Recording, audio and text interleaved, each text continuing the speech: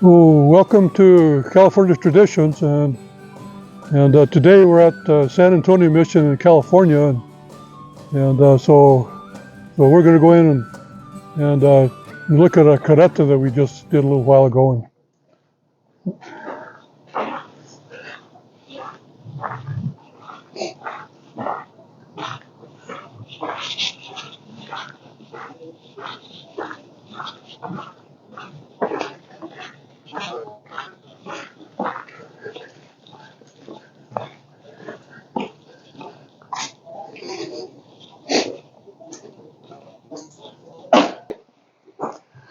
Okay, we're at a carreta, replica of a carreta that we built last year, I guess, and I don't have any real life experience with this type of carreta, and so kind of what we've learned about the carreta through a documentation, a historical documentation, and then also what we figured out just having the experience of building one, and just trying to build one, you really get to understand a lot of aspects of them that you wouldn't really necessarily know unless you actually got your hands involved with building one. And so these carretas or this type of carreta in particular, were pretty common in early California, and they could haul a load. Apparently, they could haul. It's pretty common to haul a ton in one of them, and which is a lot more than you could haul with pack mules, of course. And so where you were in areas that you had the terrain that would allow it, or roadways that would allow the use of a carreta, well, then you could haul a lot more material more efficiently than you could with pack mules. But when the people first came here from to colonize Alta California, they didn't bring carretas with them because there are no roads, and so they all came with pack mules. And then under those circumstances where you don't have roads, mules of course have a definite advantage. But then once they got here, then they would build these carretas, and one of the interesting things about these carretas is they typically had no iron in them, and the entire construction is just out of wood and rawhide, and they look like something that's pretty primitive. And as one of my friends said, they look like they came from the Flintstones, but in actual fact, they were pretty well engineered and efficient kind of a vehicle, so with the wheels, they were quite often they're made out of three pieces of wood, and so this is chopped out of a log here, and then you use a fairly big log, and so that would give you a really wide hub, and so that gave you a greater bearing surface that would allow the carreta to be able to go a long time before they'd wear through the axle, wear through the wheel, and because apparently they normally weren't lubricated, and so just bare wood running on bare wood, but apparently that actually would allow the wheels and the axle to wear longer than when they're lubricated, because when they're lubricated, if you're in dusty conditions especially, the grease would take in the dust, and then that would act like a grit and held in by the grease, and then that would cause your wheel to wear out even quicker than if it's not greased at all. And so I have run across the county anyway where they would grease them if they were going through unfriendly neighborhoods, because these things made a lot of noise, and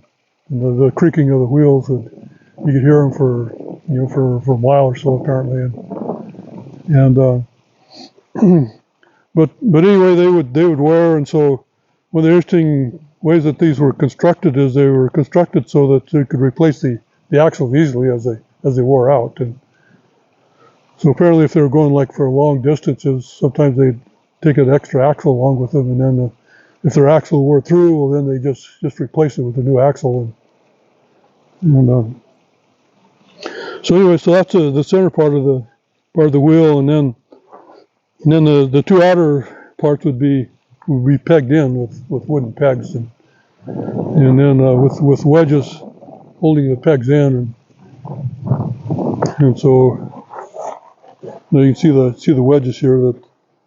would tighten around the wheel and hold it into the hub section. And so as it were, well, then the tendency would be to push the wedge in, and so that would keep the wheel tight. And then it was all tied together with strips of rawhide, and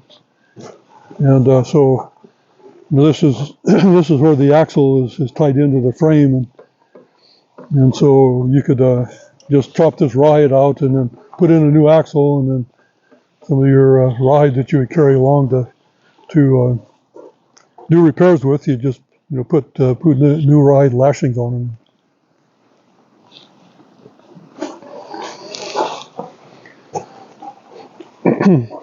Then another interesting thing about these carretas is they tended to be built with a tongue that curves upwards,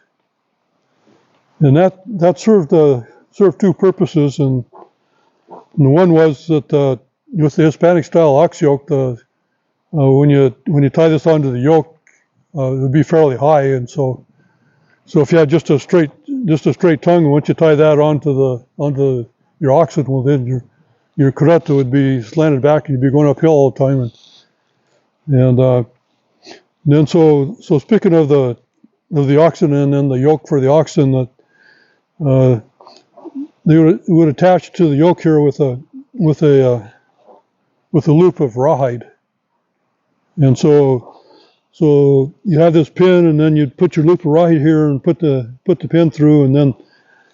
that rawhide would loop either over the top of the yoke or through a slot in the yoke, and and then that's all that was needed to attach this to the yoke. And then the other thing was these things didn't have brakes on them, and so if you're going downhill, a lot of times what they would do, they would unhook the oxen and then they'd let it roll down the hill. And so having the other advantage of having a curved up tongue is that kind of like a sled runner, and so when your carreta was going downhill, it wouldn't dig in and do a flying somersault or something like that. And so then they would they would attach their riatas behind here too, and so while the carreta was rolling downhill, they could try and control it with their riatas. And so that's about it, what I can think of to let you know about carretas, but they're very classic thing in Hispanic culture. And like I say, even though don't have any personal experience with using them, I think in some parts of Latin America you can still find them being used. So until later.